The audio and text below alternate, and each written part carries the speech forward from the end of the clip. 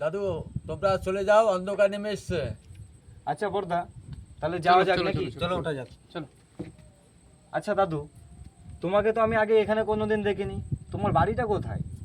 আমার কথা তোমাদের অত শুনতে হবে না, তোমরা তোমাদের জায়গায় চলে যাও, আমি ঠিক চলে যাব।